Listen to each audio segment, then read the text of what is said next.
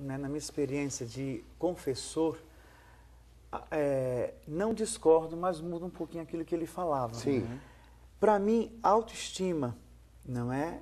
Ou melhor, baixa autoestima e complexo de inferioridade são sinônimos, do meu ponto de vista, não é? Por quê? Porque ninguém, nenhum ser humano tem uma vida totalmente tranquila, sadia, saudável, sem nenhum trauma, sem nada. Todos nós passamos na linha da nossa vida com algumas intempéries. Isso vai marcando o nosso viver.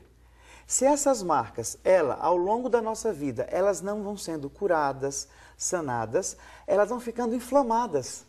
O que nos leva a cobrir, a nos fechar, a nos ter medo e aquilo que ambos falavam aqui da vaidade. Eu tento me proteger com o escudo da vaidade, com a capa da superioridade, para que ninguém perceba a minha fragilidade. Então, quando ele falava, me vem a imagem do quê? De um gigante de aço com os pés de barro. Qualquer coisa derruba. Né? Então, conhecer a verdade de si é saber onde que eu perco a guerra. Quais são as minhas fragilidades? Olhando a história, né? Quando você falava que o nosso humano bate, para mim quem bate é a nossa criança. Sim. Né? A nossa criança, que ela está ferida, que ela está machucada e que ela vai nos acompanhar desde sempre. Então, olhar para essa criança é dar atenção àquilo que nós vivenciamos enquanto seres humanos da nossa história. Os ambientes hostis que nós tivemos, o pai que falou aborrecido, a mãe que não deu atenção. Tentar compreender toda essa conjuntura para poder nos retirar essas proteções e nos olhar despidos. Por isso que na oração, para rezar, é necessário estar totalmente sem máscaras para poder encontrar com Deus. Porque eu só consigo encontrar com o transcendente, com o sagrado, quando eu encontro comigo mesmo. Padre, e aí então uma grande chave, acho que todo mundo concorda, é separar esses elementos. O que foi aqui da minha infância, isso, meu pai agiu assim, eu não gostei, isso aqui até hoje me fere. E a gente Algumas coisas nós conseguimos identificar com o comportamento, outras não. Porque vai depender da situação na qual eu me encontro. De repente, eu nunca tive uma crise e já fiz terapia, já fiz acompanhamento e vai despertar uma crise numa situação Y, lá na frente. Ou seja, depende do momento onde eu me encontro. É verdade. Não é? Aí vai eclodir aquilo que está guardado lá dentro. Então, o processo de crescimento e de conhecimento ele é contínuo e constante. Ninguém nunca está pronto. Agora, quando vira complexo, quando se fala em complexo, é uma estrutura que já não me permite sair daquela inferioridade. Eu estou numa estrutura complexa, eu estou em algo muito elaborado, que eu vou ficar ali sempre nessa inferioridade, andando em círculos, sem conseguir sair. Isso vai acontecendo pelas circunstâncias que se repetem negativas, ou depende da reação de cada um diante do negativo que acontece? Seria natural, por exemplo, Graziela, a gente passa por uma decepção, passa por outra, você fala assim, você começa a se convencer, ou depende da sua história e da sua estrutura emocional? As duas coisas juntas, porque se você tem uma crença subconsciente, vamos usar o termo subconsciente, são coisas que estão em você e você não sabe. Estão lá, pensamentos que existem, que impactam o seu dia a dia, mas você não sabe que eles estão lá. Então, que te diz assim que você não serve para nada, ou que você vai ser sempre rejeitado, inúmeras coisas que te jogam para baixo. O seu olhar, então, é esse. Então, é como se você vestisse o óculos do derrotado. Então, as situações que você for viver, vai acontecer exatamente, porque você já está indo, é você que está criando aquilo, você já está indo numa postura de menos-valia. Então, você aquilo vai se confirmar. Isso. Vira um automático. Vira, e vai crescendo, né? Tá vendo? Tá vendo como eu não... Tá vendo? Tá vendo? Até você falar, opa, deixa eu ver isso com objetividade. É verdade que eu sou menos? É verdade que tudo que eu faço dá errado? Chega ao ponto de se tornar insuportável para a pessoa? Chega.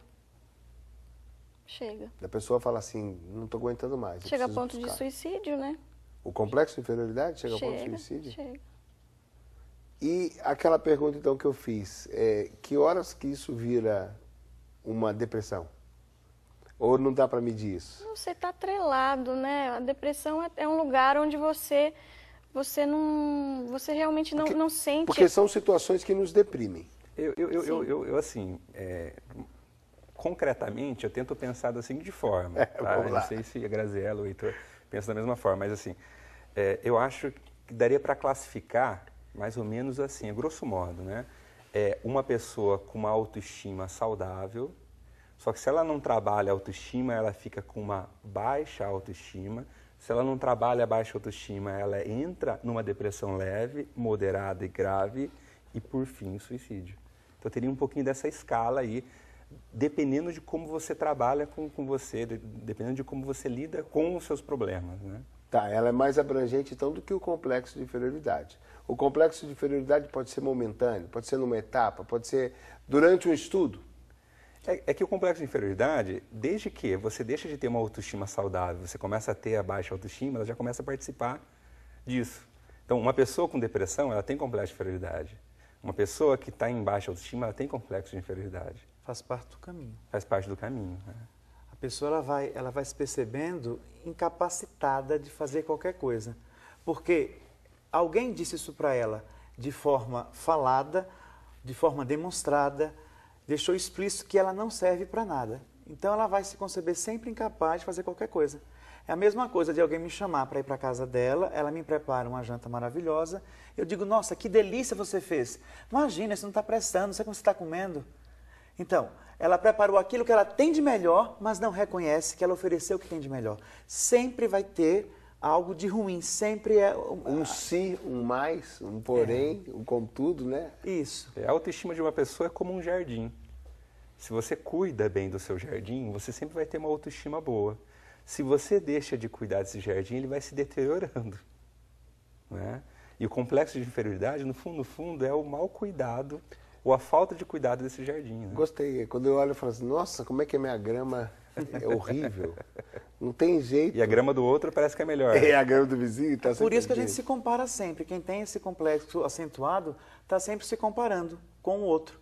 O meu nunca está satisfeito. O meu eu nunca está satisfeito. Eu sempre vou comparar as minhas coisas com as suas coisas, com as coisas dele, a minha fala com a fala dele. Sempre está medindo, não é? As comparações sempre vêm para fazer o quê? Para reforçar que eu não sirvo, que o outro sempre é o melhor. Aquele ditado, né? A galinha do outro sempre é mais gorda. Sempre. E a grama sempre mais verde. Até a gente descobrir que é artificial, né, padre? Até lá a gente vai achar que ela é mais verde. Esse é o Oriente-se. Hoje nós estamos falando sobre complexo de inferioridade. E daqui a pouco vamos falar sobre o ciúme.